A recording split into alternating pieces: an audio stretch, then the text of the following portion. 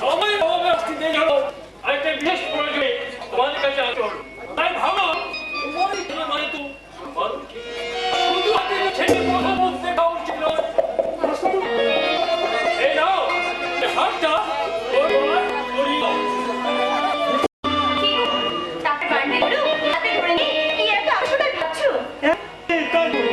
যেখানে 30 টাকার প্রয়োজন সেখানে 3 লক্ষ টাকা কি করবো?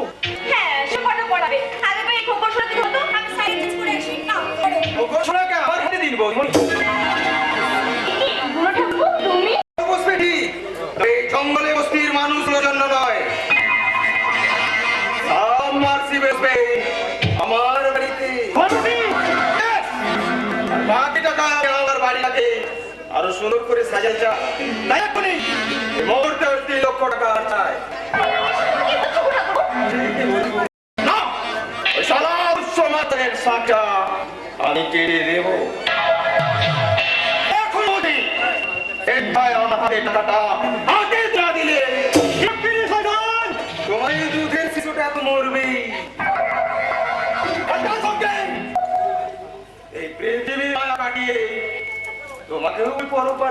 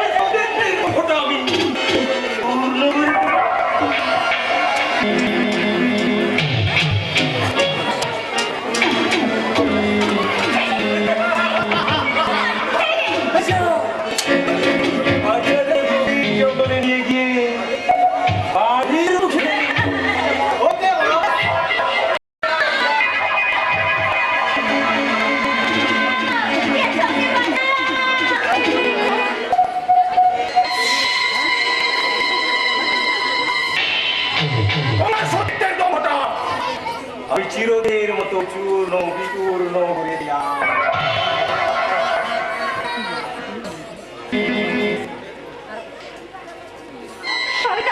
গোস্বামী যে গঙ্গা স্পর্শে এই পৃথিবীর সমস্ত পাপ ধুয়ে মুছে সাফ হয়ে যায়, সেই গঙ্গার নদী হয়ে যেতে পলকের বাড়ি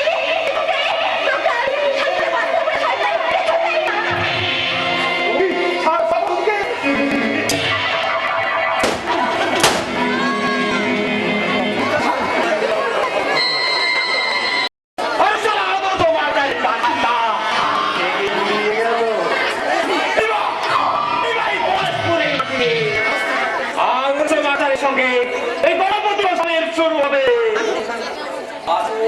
খেলা।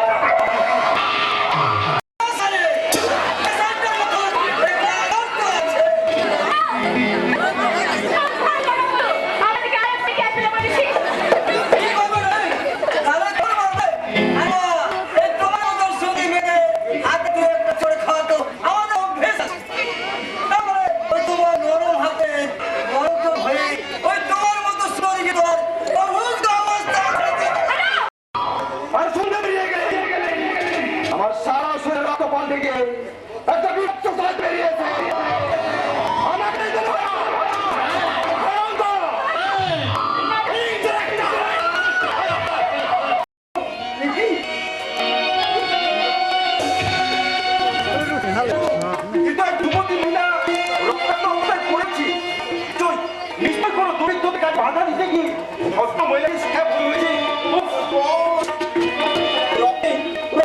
ভেসে যাচ্ছি। তাই আমি এখন কি করি? সমস্ত দিদার সকল মন থেকে ছেড়ে দিই ওকে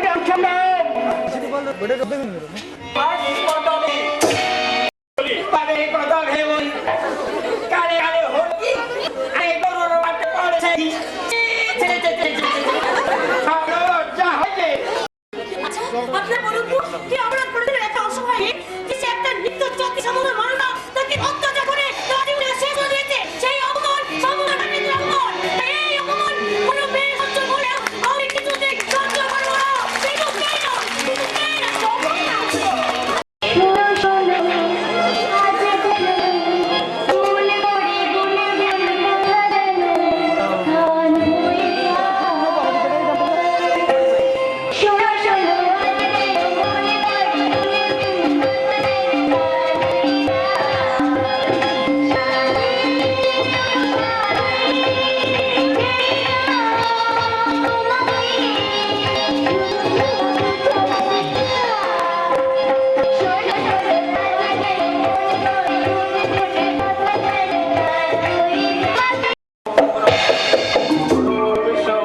মনে পড়ে গুরুদেব আমায় শরণ গুরু What? Uncle? গুরু কৃপা কি বলেন? তুমি কত নিলে বাবা সাথী? গতকাল কলকাতা এসে রাত্রে কাটিয়ে আর সকালে এখানে চলে এলাম আঙ্কেল। গুরু কৃপা কি বলেন? বেশ করেছ বাবা, খুব ভালো কৃপা কি বলেন?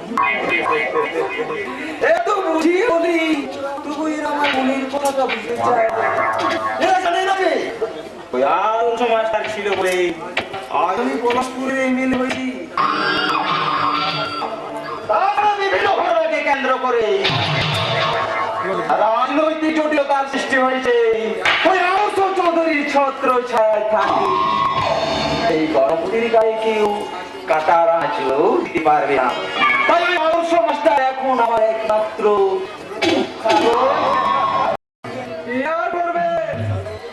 এই সরকারি উর্দিটা খুলে ফেলে দিয়ে আড়িয়াতুড়ি করে এখন অফিসারকে যে ভয় করে চলে তার মতো অপরাধ পুলিশ যা থাকাতে না থাকায় রাইট ইউ আর আপনার কথার প্রশংসা না করে আমি পারলাম না ভুলে যাবে না হাজারটা মিথ্যে তকমা লাগিয়েও একটা জ্বলন্ত সত্যকে কিন্তু কখনো ঢেকে রাখা যায় না। আপনার হলেও সত্য কিন্তু একদিন সর্বময় আত্মপ্রকাশ করবে। গতকাল রাত্রে ওই থানার পুরনো ফাইলগুলো ঘাঁটতে ঘাঁটতে হঠাৎ নাম আর চোখে পড়লো যার নিচে মোটা করে লাল কালের আন্ডারলাইন কাজ আর যার জন্য আমার কৌতূহলটা অনেক গুণ বেড়ে গেল এবং এখন জাতির যুদ্ধে লোকটিকে এবং এখন তিনি কোথায় আছেন?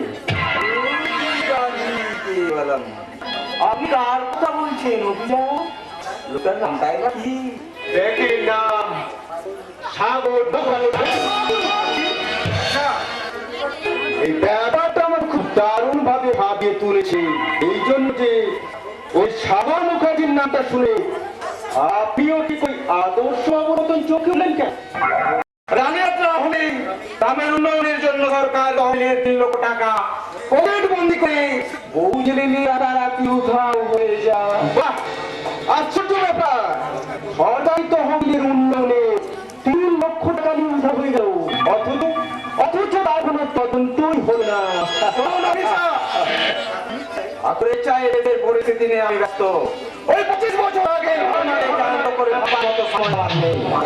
আমি বলছিলাম আসবো মাঝে মাঝে আপনার বিরক্ত করতে আমি আসবো, কারণ আপনি হচ্ছেন এই এলাকার বর্তমানে এমএলএ। ওই 25 বছর আগে সাগর মুখার্জি মেরু দেশে আসল কারণটা কিন্তু আমাকে খুঁজে বের করতেই হবে।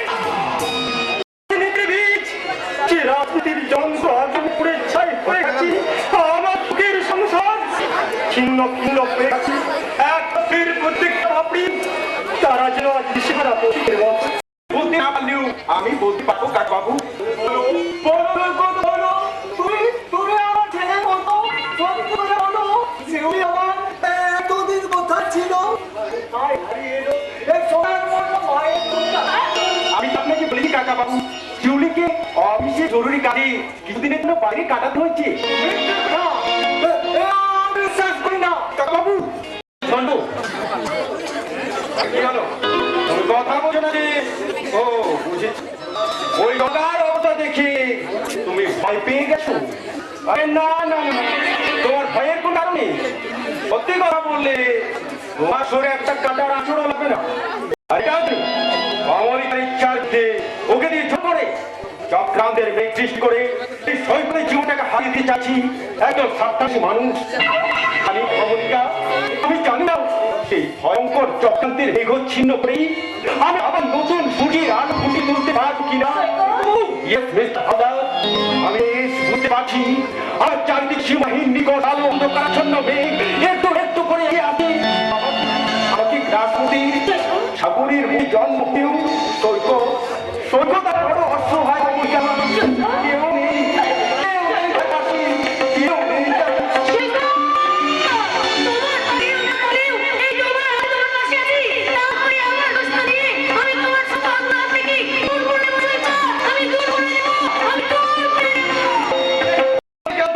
জানতাম মিস্টার হালদার ওই পাথরকে কোন মতো সাক্ষ্য আপনার নেই, তাই সঠিক সময় উপযুক্ত যন্ত্র ব্যবহার করে আমার ছোট মামুকে তোমার কাছে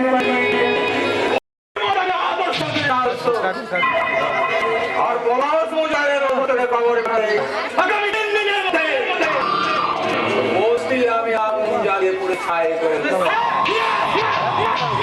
আমি এখন কি গোসাবে আর কোথায় আর কাই রামকে ফোন করে দিল তোমাদের পয়সা আছে কোসের হবে আজি রদুসাম দুর্বিলিত নিষ্পক্ষ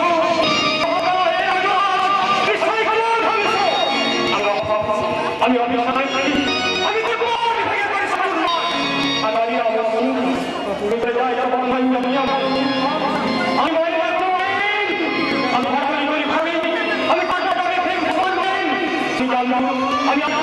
আমি কি বুঝতে দেখি তোর মুখটা দেখি তোর মুখটা একটু দেখবি এতদিন যাকে অন্যায় খুঁজে নিয়েছি আজ তাকে আমি খুঁজে পেয়েছি। এই মুহূর্তে আমি পাগলই হয়ে গেছে মৌসুমী, তার জন্য মত চাই মত এই শ্রীকৃষ্ণ আমাকে আমি একই সব ছেড়ে ফেলতে চাই নিজের জীবনে কোনো তারাবার দিতে পারি তাই তো মদে ছিড়িকা হারি শীত অপর হয়ে চলে যেতে চাই মৌসুমী। না মৌসুমী না, তুমি সেটা চাইলো আমি কোনোদিনই করতে পারবো না, কারণ স্বামী থাকা সত্ত্বেও গোপনে আমার সঙ্গে মেলামেলা করে তোমার যে চারিত্রিক পরিচয় আমি পেয়েছি তাতে তোমার সাথে স্ফূর্তি করা যায়, কিন্তু বিয়ে করে সংসার করা যায় না। This is my last decision. কারণ এরপর আমার অবস্থা যে ওই ধ্রুববাবু তো হবে না, তার তো কোনো গ্যারান্টি নেই।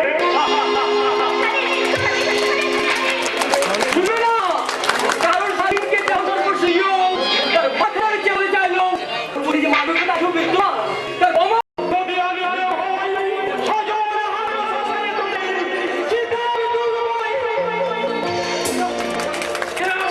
আমি প্রতিভা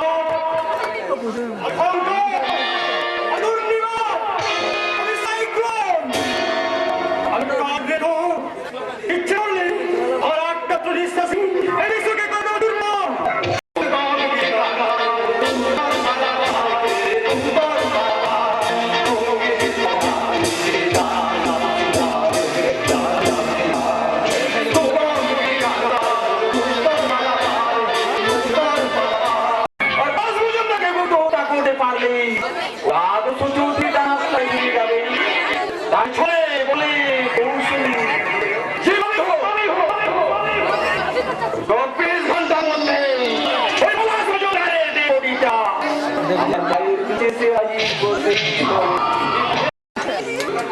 এবার মাস্টার মশাইকে সম্বর্ধনা জানাই পুষ্পমাল্য প্রদান করবেন মাস্টার রিঙ্কু।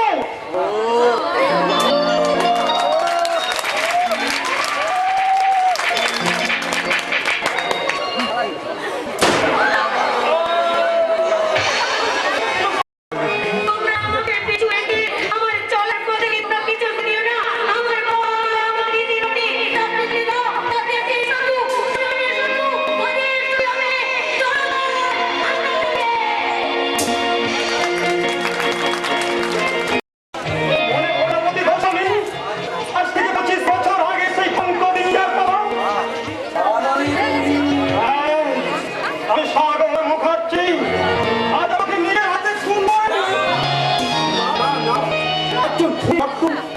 দেখি আপনার এই ভক্ত হাতটা কি আপনি অপূর্ণ করবেন না? ফিরিয়ে দাও তোমার মতো স্ত্রী জীবন, ফিরিয়ে দাও তুমি শিশু সন্তান। কি বললেন আপনি? ওই কম আমার বন্ধু আদর্শ নিজের অঙ্গকে কাটে রাখলে সে খোদাই তেনা অঙ্গাঙ্গে স্থান দিল ওই স্বর্গকে অবভাই সাগরের মুখ থেকে কেড়ে নিতে ওই দুধের শিশু সৈকতকে বাবা বাবা হ্যাঁ বাবা আমি মাসে হারানো সন্তান সৈকত বাবা বলো সৈকত এই দেখো বাবা তাহলে সেই লোকেটা বাবা আমার রাজ্যে আছে বাবা বাবা আপনাদের আইন কখনো অপরাধীদের শাস্তি দেয় না, তাই আমি ওকে নিজের হাতে না। এ তুমি কি করলে বাবা? প্রতিশোধই নিতে খোদা, প্রতিশোধ তোর মায়ের আড়ালে মৃত্যুর চরম বিশোধ। নিন স্যার, এবার আমাকে শেষ করুন। ঈশ্বর, ও ঈশ্বর, এতদিন পরে আবার হারানো পরিচয় ফিরে পেয়ে আবার আবার আবার কাছে হারিয়ে গেল আমার জীবন থেকে হারিয়ে গেল আবার মানুষ প্রতিভা কমলিকা এবং শিখলে বদ্ধ বাবা আসতে নেই আর আমার গরমের গ্যাস কমলিকাতে গোটা অসাল চিরায় উড়ে ছাই হয়ে যাবে না।